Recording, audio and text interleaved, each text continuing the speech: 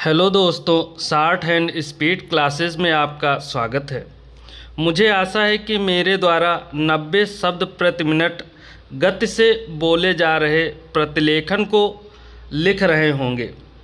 इसी के साथ आपको यह भी अवगत करा देता हूं कि मेरे द्वारा प्रत्येक रविवार को शॉर्ट हैंड टेस्ट बोला जाएगा, जिसे आप ईमानदारी पूर्वक हिंदी में लिप्यांतरण करें और उसके उपरांत स्वयं ईमानदारी पूर्वक चेक करें कि आपकी शॉर्ट हैंड टेस्ट में कितनी गलतियां हो रही हैं, जिसे मुझे कमेंट के माध्यम से अवश्य बताएं। यदि आपकी गलतियां 1 से 5 के बीच रहती हैं तो मुझे पूर्ण विश्वास है कि शॉर्ट हैंड स्किल टेस्ट में आप पूर्ण रूप से सफल होंगे। धन्यवाद। Ready start.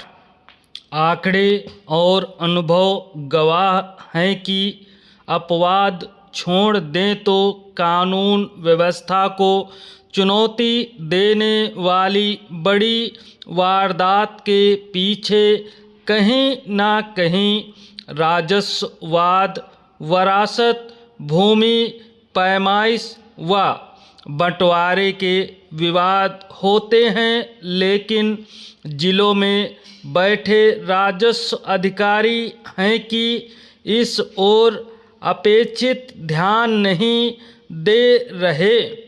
यही वजह है कि मुख्यमंत्री को वाराणसी में कानून व्यवस्था और विकास कार्यों की समीक्षा के दौरान एक बार फिर यह सख्त चेतावनी देनी पड़ी कि अब ऐसे मामलों में राजस्व अधिकारियों को तारीख पर तारीख की प्रवृत्ति छोड़नी होगी। पूर्व में मुख्यमंत्री तहसीलदार, उप जिलाधिकारी ही नहीं, जिलाधिकारी और मंडलायुक्त तक के विरुद्ध सख्त कार्रवाई कर चुके हैं। इस चेतावनी में यह निहित है कि अधिकारी ना सुधरे तो उन्हें दंडित किया जाएगा। पिछले कुछ वर्षों में राजस्ववादों के सहज और स्वीकार्य समाधान के लिए कई व्यवस्थागत परिवर्तन किए गए हैं। इसमें खेतों की खतौनी के साथ ग्रामीण क्षेत्रों में घरों के मालिकाना अधिकार के प्रमाण स्वरूप घरौनी जारी करने की व्यवस्था शामिल है। फार्मर रजिस्ट्री तैयार करने की चल रही प्रक्रिया भी ऐसे ही व्यवस्थागत सुधार की दिशा में उठाया गया कदम है। फिर भी जिला स्तर पर अक्सर लापरवाहियों के प्रकरण सामने आते रहते हैं। अधिकारी प्रशासनिक कार्यों का बहाना बनाकर न्यायिक कार्य के प्रति अपेक्षात्मक रुख रखते हैं। विशेष तौर पर महानगरीय जनपदों में इस प्रकार की उपेक्षा चरम पर रहती है।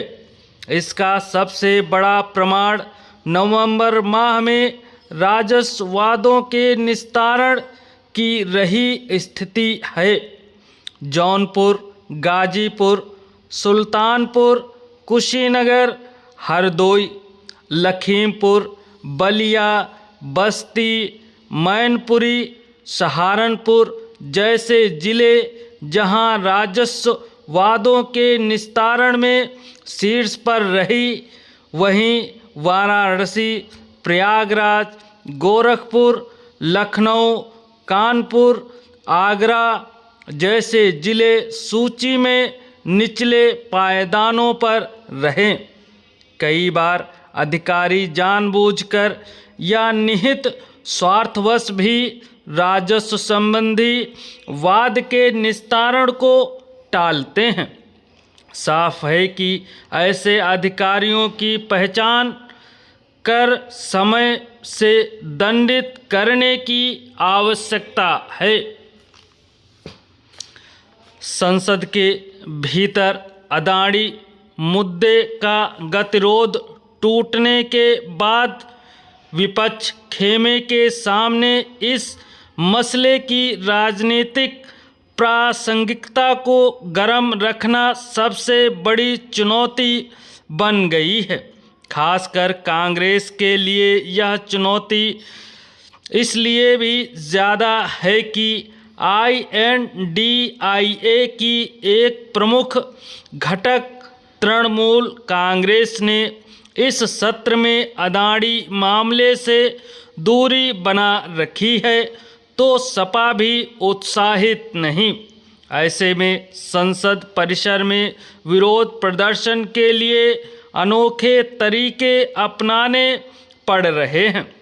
चाहे सांसदों को काली जैकेट पहनाकर उसके पीछे सरकार अदानी के रिश्तों के बारे में स्टिकर लगाना हो या किसी दिन मुंह पर नारे लिखे काला मास्क लगाना हो।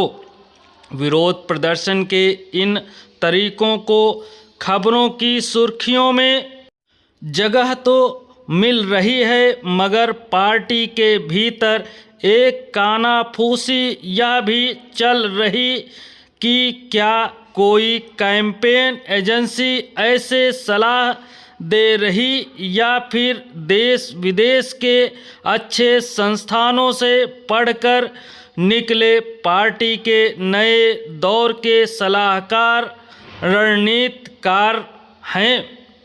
धन्यवाद दोस्तों, ऐसे ही डिक्टेंशन और टेस्ट पाने के लिए मेरे चैनल को लाइक, सब्सक्राइब एवं शेयर अवश्य करें।